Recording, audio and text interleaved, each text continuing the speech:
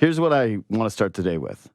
How much Soto content can we reasonably do? Like, what is the actual line that we can thread here where, okay, because like Shai comes out and he's reporting on this and he says, quote, a Soto deal would likely be covered by a special payroll allocation as Ohtani would have been, rather than from whatever the 2025 budget is set for the Blue Jays. If Soto signs elsewhere, they can't redirect what they would have spent on him elsewhere, end quote. So clearly the Shohei thing was not a one-time only deal. Or at least, what do you mean? No, it's going to be a two-time. Yeah, but I'm saying it would lead you to believe that this is a function that Toronto is going to, like, this is something that they could potentially use, that ownership is interested in, at least during this window, this timeline. Mm-hmm. Yeah, no, I understand the argument I was making earlier, and the one that keeps rattling around in my brain is that I understand it. Like, adding a new player, you do get more excitement and additional maybe advertising dollars.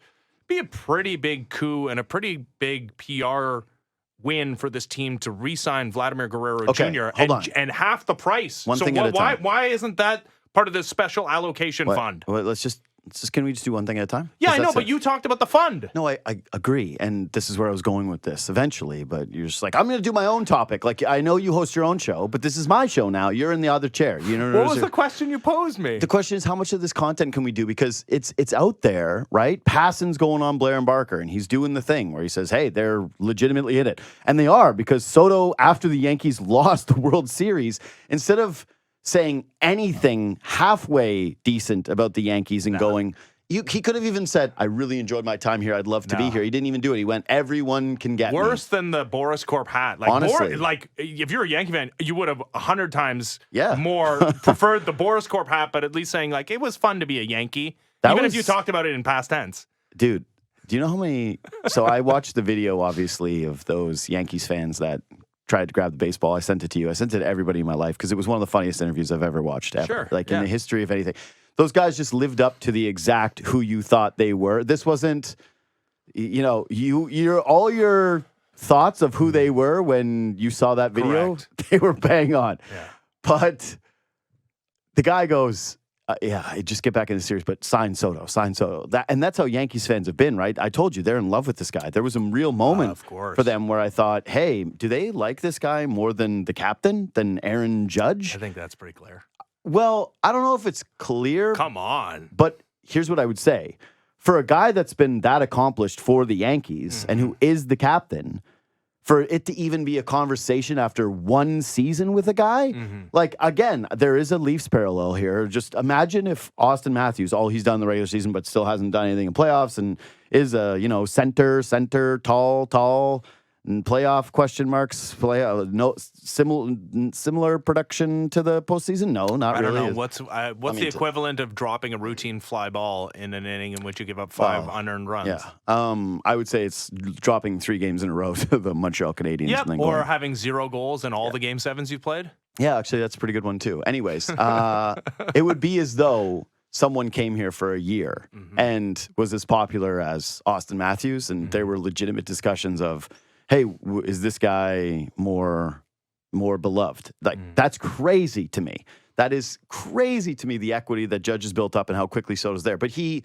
basically tells them, pay up or you're nothing to me. You're nothing to me. Yes. I'm a full mercenary. The Mets are sitting there with a big old bag of money. The Jays have the special allocation fund, so obviously they're going to be in the mix here. And it wasn't like they were really going to be short on the dollars with Shohei Ohtani. And so there's enough of this where it has to be discussed. Like, I can't ignore it. I know. The deepest parts of me want to ignore it. And so, that's the question is, how much do we do here? Like, because I can't go back to daily content like it was with Shohei. No. I can't go back to an insider a week even, I think, doing this. I think it's different.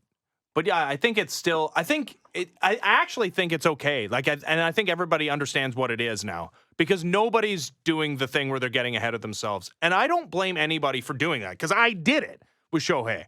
Okay. I was of the belief. I signed off of my show on that Friday morning at 9:00. I didn't sleep. I was just scrolling Twitter for, I think, the next 6 hours. It was insane. I thought it was happening. And did I have some belief that it might happen before that? Yeah.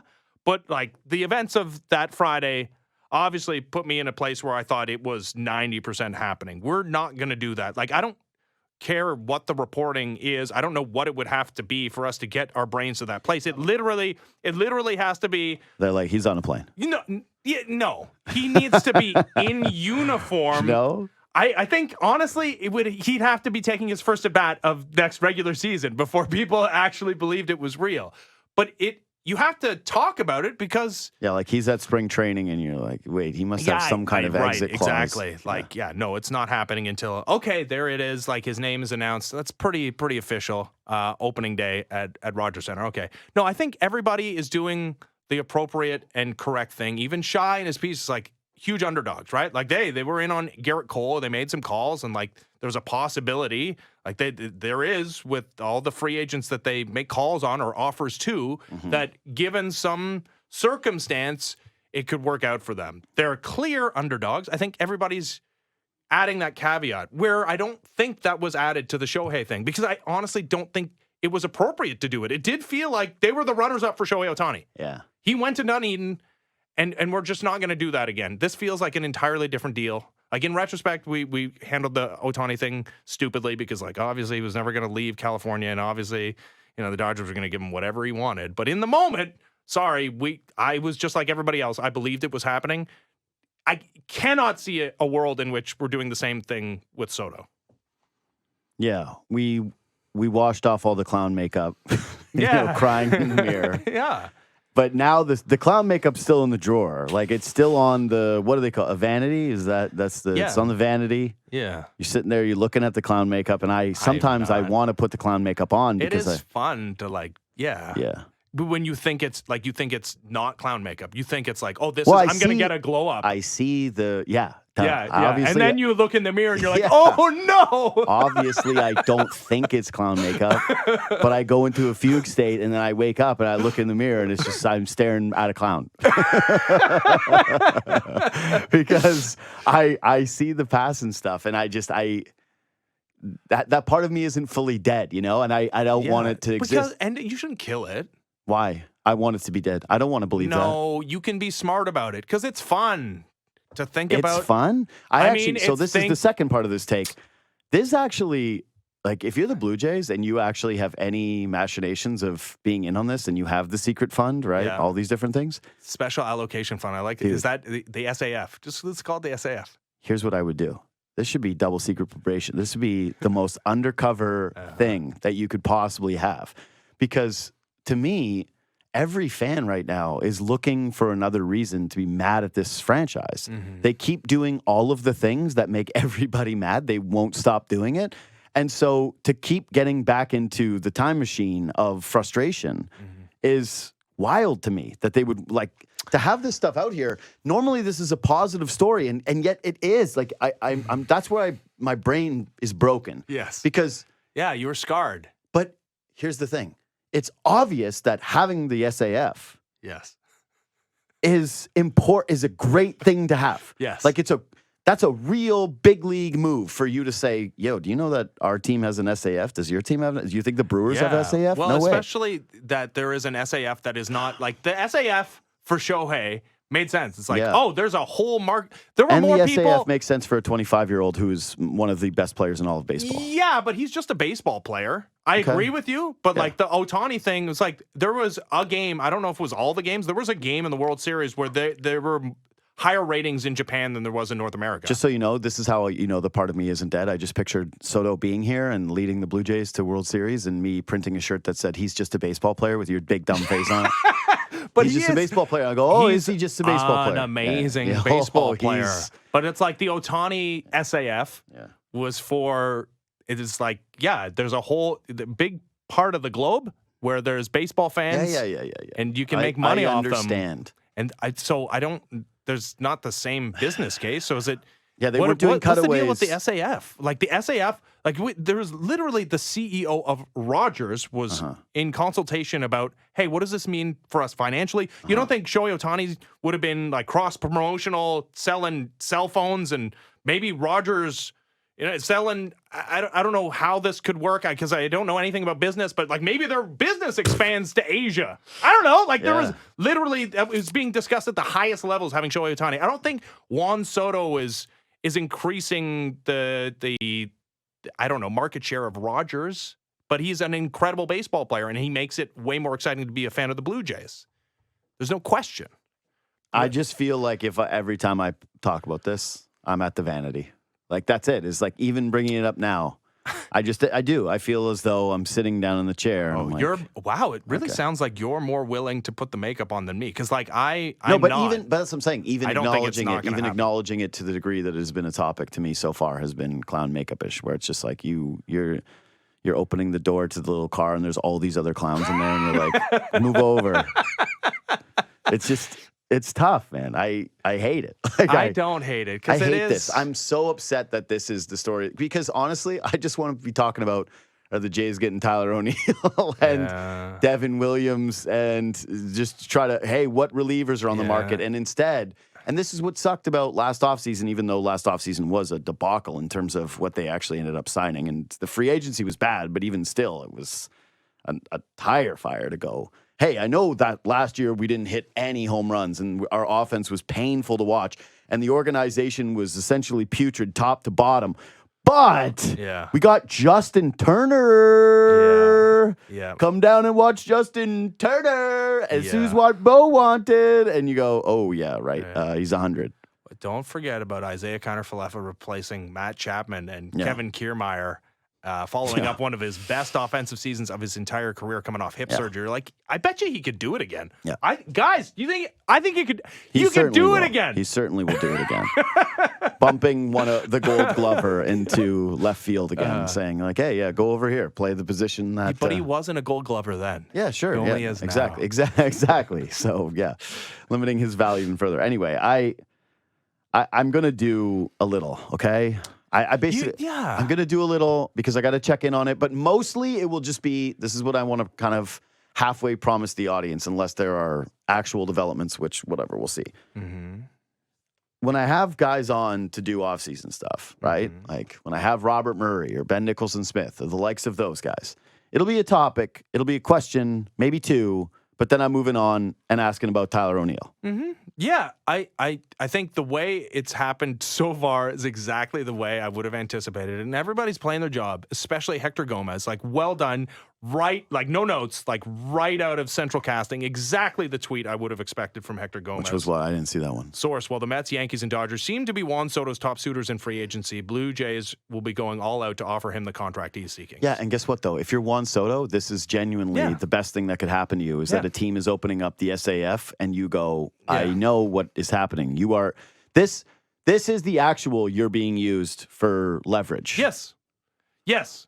But also, it's different than Ohtani in this way, is that I think if you do spend the most money, you're definitely getting him. The geography is not actually as deep. Nothing matters. What we learned with Shohei and what ultimately was the hardest part of putting on the clown makeup was realizing that he already lived in Los Angeles. His whole life was there, and he had never thought about moving to a place where it was further away from Japan. What was the real world dollar value? Like 400 something? Like Juan Soto's going to crush Shohei Ohtani. Like, don't look at the 700 million. That's not it. Like, except for there are some reports that say that the guy's going to get 700 million. Yeah, like in real world dollars, though. Yeah, not like Shohei Ohtani, that fraud who doesn't really have $700 million. No, Shohei Ohtani, we are the biggest clowns, right? In retrospect, bigger than we ever realized. Yeah, I know. It's every day you realize that it's not even that you were just a clown. It's like you were the head of the troop. Yep. Yeah, you were Bozo. Yeah. Is that like the go-to clown? Still, I would say. Yeah, Bozo. Yeah, it's hard to top Bozo. I've got a theory on this. What? Well, it's just that we don't have anything that's collective anymore because everything is about micro audiences, right? That's it. It's true. You have a Bozo theory, okay? Well, it's not just Bozo. It's just those references in general. It's why we still say Wally Pipp instead of other new examples of this. Is that we're always going to keep these kind of timeless names because there's nobody that is all watching the same thing anymore, or all paying attention to the same thing, or all listening to the same thing. The closest thing we have is Taylor Swift, right? Like, what am I missing here? Like Taylor Swift is the only thing that everybody is basically aware of. Who doesn't know Taylor Swift is dating Travis Kelce? Like if you made the new reference, a reference of the new Travis and Taylor, everyone would know what you're saying. That's but true. anything else, you can't do that. I didn't even know which of the Kardashians dated someone I can't even remember from yesterday. Who Mike goes, oh, Ben Simmons. Like he dated a Jenner. Oh yeah, that was Kendall. Is that right, Mike? Wow, good for you. Yeah, How do you know that? I know some things. My wife watches a lot That's of all the that type of things. stuff. That's the thing you choose to know. Hey, like I ask you I so don't many things and choose you to don't know anything. No, that just is what stuck with me. Okay. Yeah. We were bozos when it came to Shohei. There's no question. Like I was a bozo. Like I was King Bozo. Yeah, you I were. started the Yeah, bozo you were train. actually the most Literally, bozo. I was patient zero on Bozo Island because I was on at 6 a.m. on that Friday, and literally, I think the first thing I said was, "Okay, this is probably nothing, but like this plane tracker has." At this flight leaving California coming to Toronto. You were Fauci, where it was like, sports are never going to happen again. Yeah. That was you. Yeah. So I was, listen, hand up. Maybe without me, you guys aren't all bozos, but like, No. Yeah, okay. you're Actually, you know lesser what? bozos. I'm fine to launch all the daggers at you, so I'm good with that. But we were bozos in retrospect. Yeah. I'm not going to bozo it up with Shohei Ohtani or with Juan Soto. But the fact remains that it's dollars. If you offer the most, you get them. Okay. So here's the second part of it. Well, actually, I've got the Vladdy thing that you touched on already, and I've got the Yankees side of this. Which one do you want to do? Well, I mean, I already did the Vlad thing, so shouldn't we just just very curious. flesh it out? Let's flesh that out quickly. Like that's all I was thinking about when I read about the SAF as well, which is just if I was Vlad Jr. and I was still sitting there without a contract extension, and Vlad should know Juan Soto is better than him. Like, yes. I don't know how he could. What's the argument? There's none. There's literally. I mean, they are. No. They're no, I know. There is none, but they're closer than people might realize as far as the number of seasons they played in Major League Baseball, but not when it comes to on base percentage, Whatever. and not when it comes to the overall OPS. Yeah. They're different. They're different guys. Yep. And Vlad took a step this year for sure, but there's just no way that anybody could tell me that they would rather have Vlad Jr. up Plus, in what? Juan Soto won a World Series at 20 years old. No, Had he's done it. 1,000. Like, there's just no. Yes. He was a finalist for a Gold Glove. I don't think he's necessary. Like, it's one of. No, Lourdes him- Gurriel yeah. Jr. was also a finalist again I this was year. going to say that after watching Juan Soto, knowing that he was a Gold Glover, I think I actually texted that guy was nominated for a Gold Glove to multiple people throughout the postseason. Yeah, but he is not necessarily a butcher out there. But yeah, I think he's actually kind of a butcher. But anyway, the point is, if you're Vlad and you're reading this, don't you have to have an extension on the table? Like, how could you do Soto before Vlad? No, I don't even they have get to happen that. simultaneously. Yeah, I don't understand at all. I do not understand. And also, like, to that point, Like Soto, come here. I guess he's just for the money. yes, he doesn't care. But He'll lose forever. The thing is, like, you won't because you got Juan Soto. And it's really easy to build your lineup out when you have the best hitter in baseball, right? He's just such a North Star when it comes to your offense. But yeah, no, it has to happen simultaneously. It's like if you're getting Juan Soto, and then also like internally, like I think Vlad is deferring to Soto, but internally you're looking at a guy that's getting paid that much more than you. Like, I wonder if the Vlad thing has to happen first. If in fact God, we're kind of putting on the makeup now, like a little bit. And I didn't want to do that. Yeah, you did. You were like, got to do it first, as though it's like there's ever going to be a thing. We should separate Vlad because the Soto thing's not happening. But yeah, Vlad should look at the SAF and be like, okay, so, and I would explain to him, but it's new eyeballs and it's different advertising dollars. SAF is only for people on the outside. It's actually like very much like working at any company where it's like you're in the company and they're like, hey, we like you. Yeah. But if there's a person that we like outside of the company, way better. Oh my God. Yeah. Outside the company? Ooh.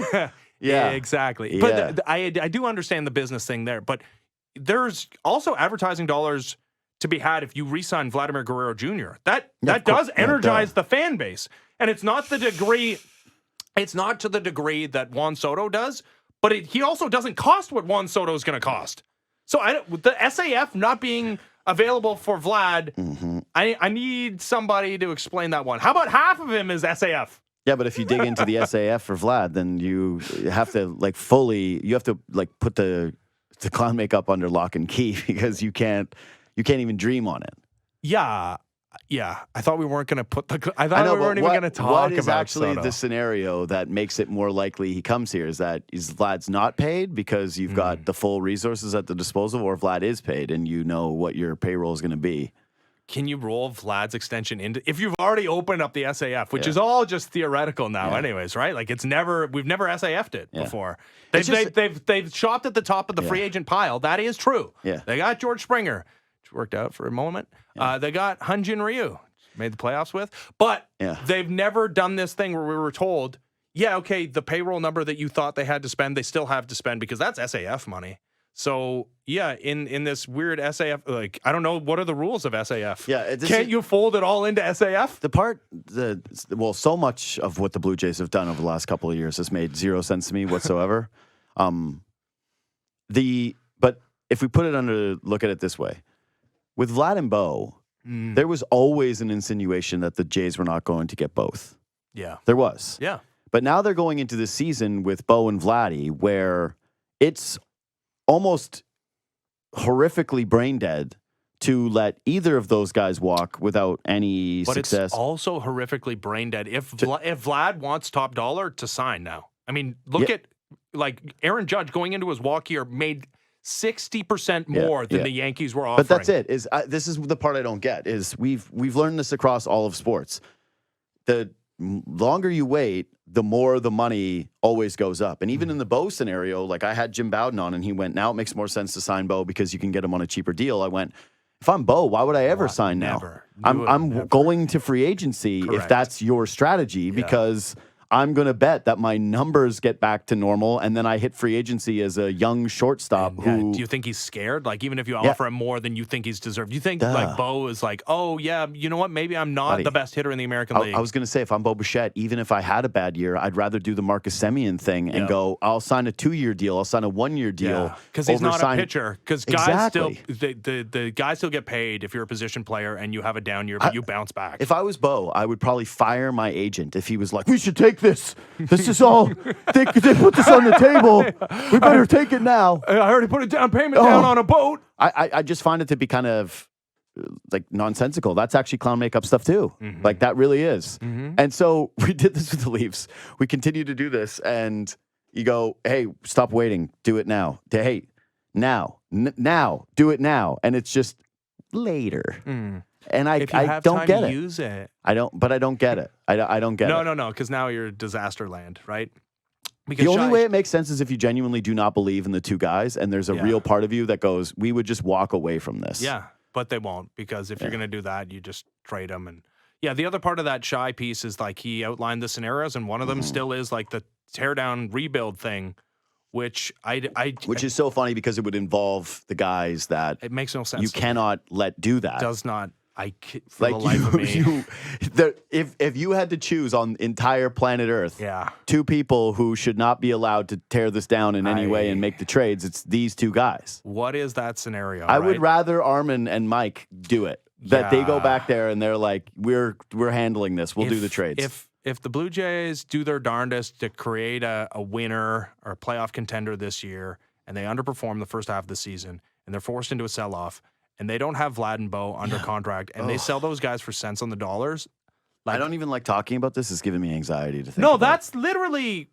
I know it's our job, but that actually is... That's like... Oh, so all of the summers forever are ruined. You don't recover from selling Vladimir Guerrero Jr., who is factually a Canadian, right? Like, he's a Dominican, but he's a Canadian. Son of a Hall of Famer. Superstar. How come people don't criticize him the way they did Joey Votto? If I was Votto, I'd be like, what's the deal? I think you need to look inward for that one. You just do not recover as a sports franchise from something like that. It cannot happen. And it can't happen for multiple reasons, but not the least of which is like Mark Shapiro, Ross Atkins are fired immediately, but who's making that deal? Because then you actually can't lose them for nothing. Okay. Last thing is... It's just a nightmare. Last thing is a little bit more positive depending on how you look at it. So, Soto clearly doesn't care about the Yankees whatsoever. No. Nothing about Yankee. He likes it. Sure. I think he liked it. Yeah, I'm just saying that he doesn't care enough that it even is worth $1. Okay, so Correct. That's something.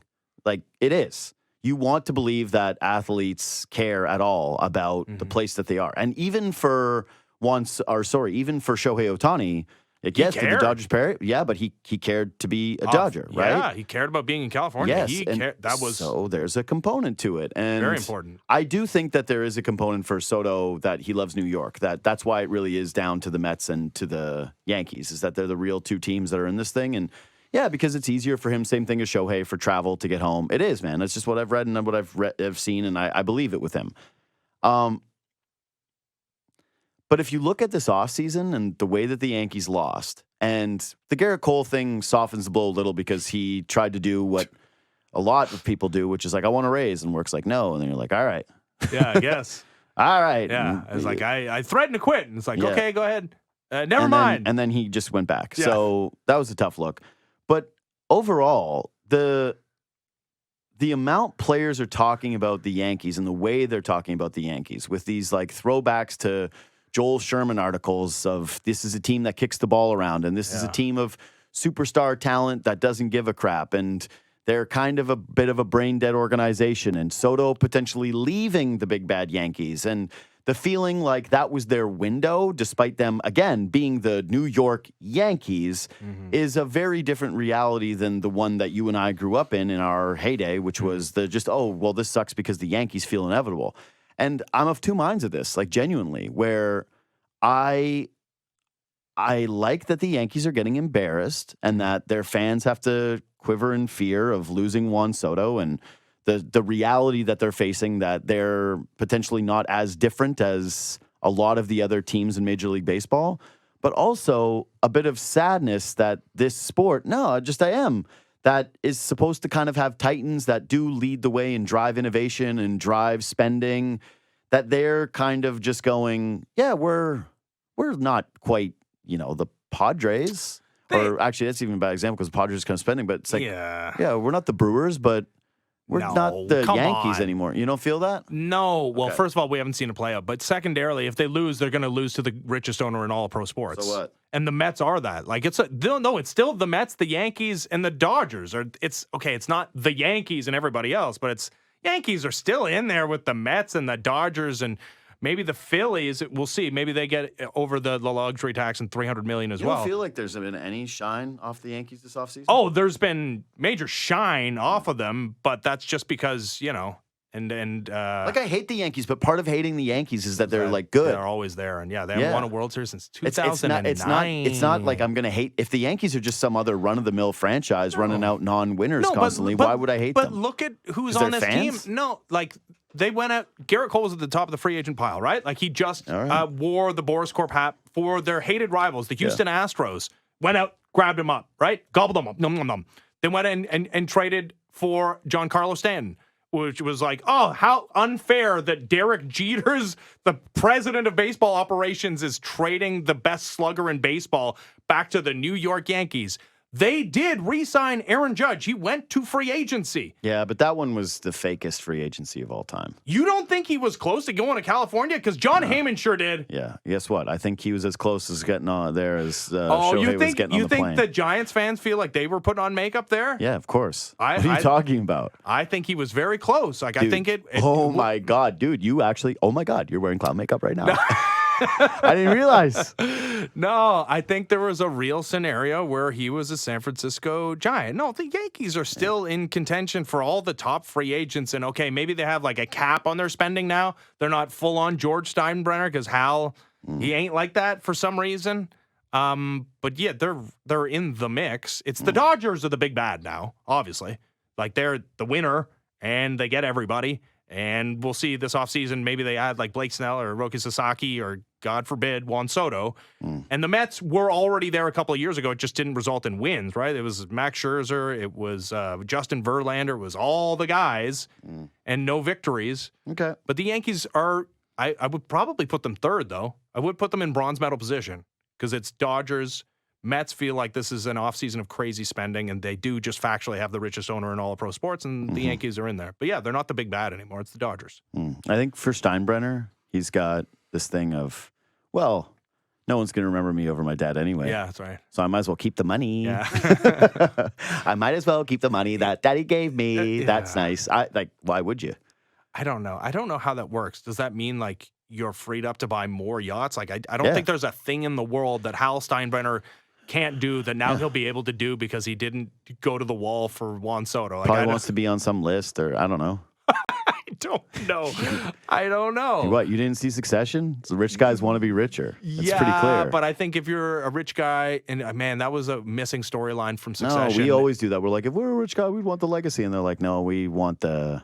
What do you think's happening here, though? With the Yeah, that's a real one where it's like, that's like you got a chance legacy. to be completely different in a different way. But he can't be different in the way of sports. Yeah, I mean, for a younger generation, though. No. There's nothing that the Yankees could do in this modern era, and with again the realities of the league now. Because it was more than just like the spending. It was like George like trying to frame people for things to get out from under their contracts and stuff. Dude, and also the state of the rest of the league in terms of who was out there and able to spend with them. Mm-hmm. Like the business of the league has changed so much. Anyway, no, I just don't think it's possible to be that. It's kind of like. You look at two of the premier franchises that are being run, where it's like Jeannie Buss has completely, like Jerry West hates the Lakers. That's what you did. You went from having a guy who was like every single former Laker loved the Lakers to that scenario. And then you've got Steinbrenner who's, well, we'll spend some money. Some. So you're saying nepotism, not the cure-all. Probably not all times. Sometimes, maybe. Joe Buck. Yeah. Is on really it good. yesterday. Still really good. Still got it. Number one duo in the NFL, in my opinion. And him and Troy. number one Nepo. Like I would say, there's no greater Nepo than him. Yeah, he was like kind of patient zero when it comes to He's Nepos. He's dominant Nepo. Anyway, all right, let's take a quick break, and I want to talk about. I got a couple things, but I think I'm gonna do the analytics take because you were all hot and bothered about it, and now I want to do it. So was it the wrong decision in the football game last night? And if it was the wrong decision, what does that mean for the future of football? Next. So when I came in the studio today, you went, I can't believe Todd Bowles didn't go for 2. Well, that's partly because also I had to wake up at 4:20 in the morning. But yeah. Sure. I didn't care. I was still watching the Raptors game. I'm actually very sleepy today because I couldn't go to bed after that game right away. So I was up late. So they don't go for 2. And I'll admit, I was texting with my brother. He and I had a parlay that was 5 Bucky Irving yards short of quite a lot of money. Same game. So we were thrilled that they didn't go for 2 because we wanted it to go to overtime to keep our small Bucky Irving 5-yard hope alive.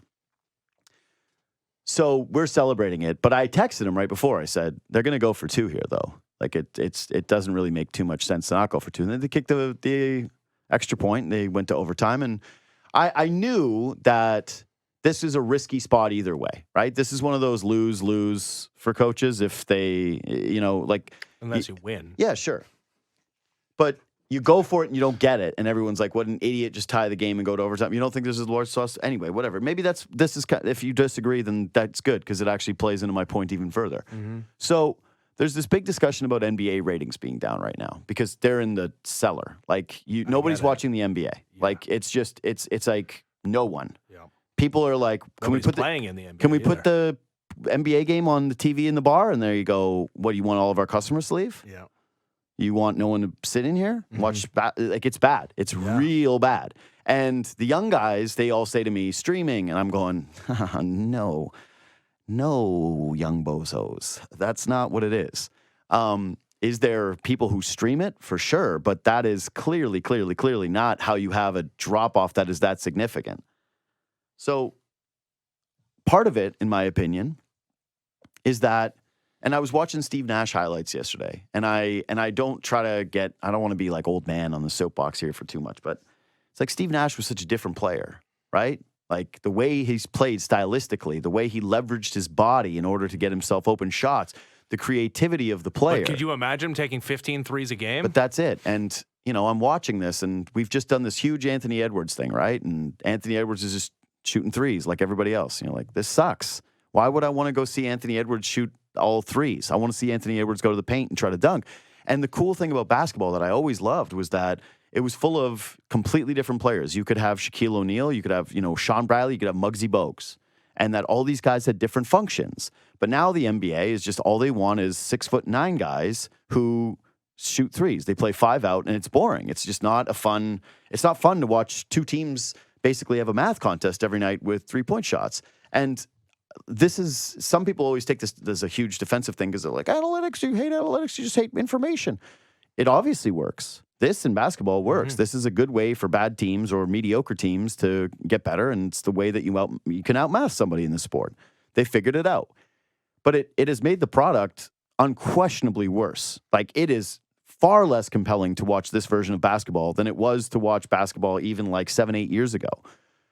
And I was thinking about this with other sports too, with baseball. What frustrates us is when they go, well, sorry, we just went to the chart. We just didn't go with the feel for the game, and we went to the chart.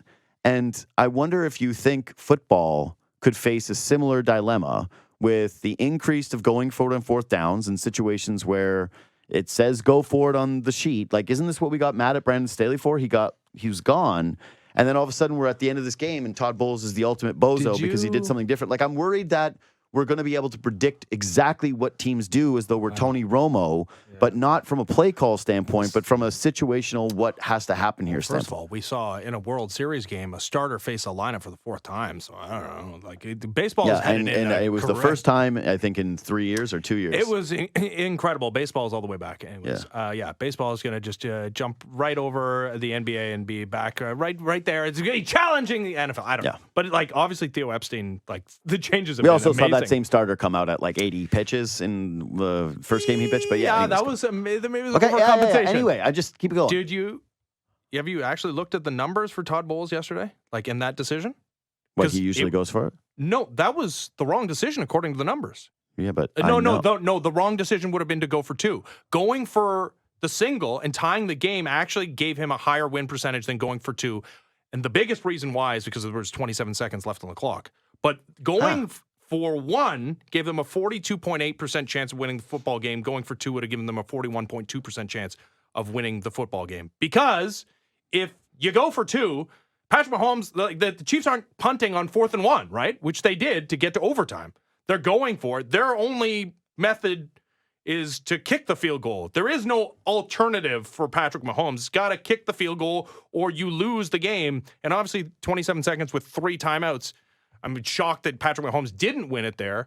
That actually was counter to the numbers. Now, it was very close, and I think most people would be shocked to find that out. I mean, I am right now because that's the whole, like, all I've seen today is Todd Bowles is a chicken, Todd Bowles is an idiot. I mean, that's also true. Like, that's true. You have a chance to knock off the previously undefeated Chiefs, 2-time Super Bowl champions. To me, the reason why it felt like they should have gone for it in the moment, though, was not the numbers. It was that I looked at that Chiefs defense and they seemed defeated and they were getting carved all the way down the field. And I went, this actually seems like your spot. Yep. These guys are a great defense. And even if you do get the ball back, what are the odds that you're going to march on them in that same way for another touchdown? I would have agreed, especially if Todd, like, the biggest mistake was taking the timeout with 30 seconds left. That was a weird one. Yeah, that was horrible, and they throw an incomplete pass, and it's second But I'm not down. here to discuss that. I'm here to discuss. But I think they're intertwined with yesterday's game. But, like, in an overall, like, a macro sense, I understand your point. But, like, we can see that that's clearly not yet happening, right? Like, it is not just a one size fits all. Except for maybe approach. It kind of is, because now it actually proves the point. Because he was right. Yeah, you're right. What are you talking about? Yeah. But nobody knows that. It was very close. But now we do. Yeah.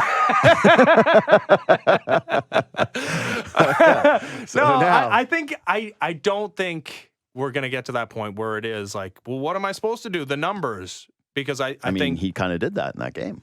I mean, was that part of the defense? I actually admittedly didn't see Todd Bowles' defense afterwards. No, I didn't watch it either. I didn't particularly care. I went right over to the Raptors game and watched them play what was the perfect Raptors game. He said it was for the wet conditions. Yeah. Wet conditions, as though it was going to dry up. Right. No, and as if, like, that doesn't benefit the offense. Like, that's only a one-way thing. Like, defenders aren't allowed to fall down in the wet conditions. But also, you just got the touchdown in those same conditions a second before. Wetter, though. Like, factually would have been wetter for the 2-point. No, because time they progresses. Drive the ball off, though. You're right. Oh, we're talking about the ball. Yeah, which is the most important part. Anyways, I don't think it's a one-size-fit-all thing. But, I mean, if I wish there had been a gambling market for in that moment whether Todd Bowles was going to go for 2 or not, because like pretty obviously Todd Bowles is not going for 2 there. Like Todd Bowles is playing this thing. Well, there out. was. It's called betting the Bucks. Yeah. Betting the Bucks. Score to win. Like if you would have bet them on the money line there. No, I would have faded that because I thought Todd Bowles was going to do exactly what he did, which was kick the extra point. And then I thought, the football gods would do the thing that they did, which was allow the Chiefs to win the coin flip. And obviously, the Bucs were never going to touch the football again. I got to tell you that this is an offshoot thing to close.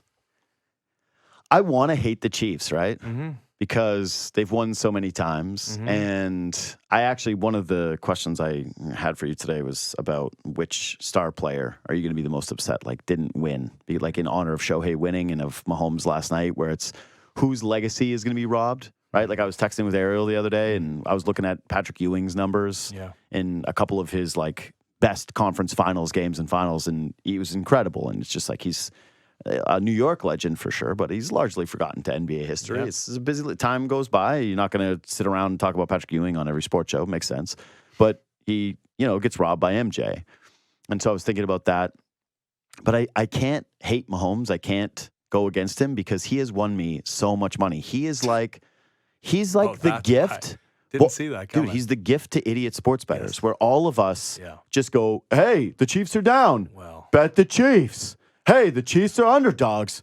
Bet the Chiefs. And guess what? Every single time. Hey, the Chiefs are going to win the Super Bowl. Like last year, it'll never be like last year where they're going on the road and they have no receivers and they still win it all. Crazy. Yeah. I would actually love to see my Chiefs betting stats isolated because I think maybe I've lost at the most 3 bets on the Chiefs, whereas everything else has been gravy train, essentially funding my life, funding that hairspray that you lied about. Dude, they've won their last 8 games when trailing at halftime. But that's what I'm saying.